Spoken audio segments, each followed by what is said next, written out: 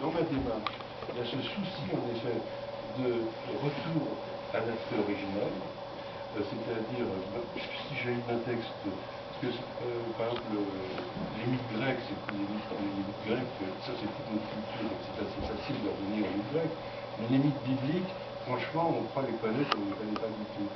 Donc, à vouloir les connaître et revenir à l'idée d'origine, et en passant par la langue originelle, c'est assez étonnant parce que ça correspond finalement à mon éducation, que je considère comme complètement ratée, et à partir du moment où sur sa propre éducation, on a des sérieux doutes, eh bien, il y a une idée justement de revenir à la case d'intervention. Et donc, c'est un peu, je crois que si j'étais confortablement installé dans ma famille, peut-être que je ne me serais jamais posé toutes ces questions.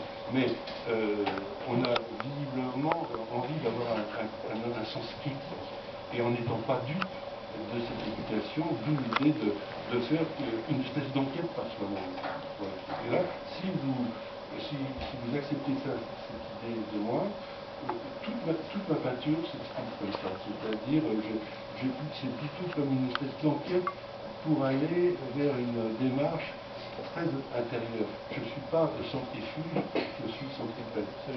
D'ailleurs, votre travail est truffé d'indices, de mystères, c'est un travail de décodage permanent.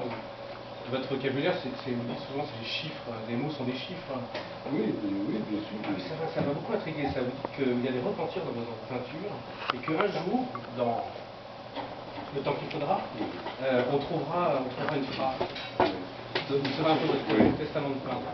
Oui, ça c'est des privés de jeu, c'est amusant.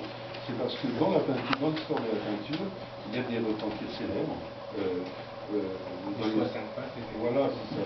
Moi, il y a un tableau dans les peintres classiques que j'ai beaucoup aimé, le Greco, par exemple. Et le Greco a fait un tableau qui s'appelle l'Alcône. L'Alcône était donc un mythe grec où le père, avec ses fils, est étouffé par un serpent, malédiction.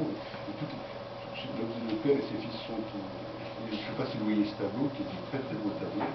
Et ce tableau du Greco, il y a un des fils, le Greco a trouvé que le fils tournait sa tête pas du bon côté, donc il a effacé la tête, et il l'a repris en peinture, et puis il l'a mis dans l'autre sens, et simplement, avec les années qui passent, vous savez, la peinture à l'huile devient de plus en plus cristalline, les pigments auraient tendance à être de plus en plus transparents, donc la peinture devient de plus en plus lumineuse et transparente. Donc les dessous réapparaissent.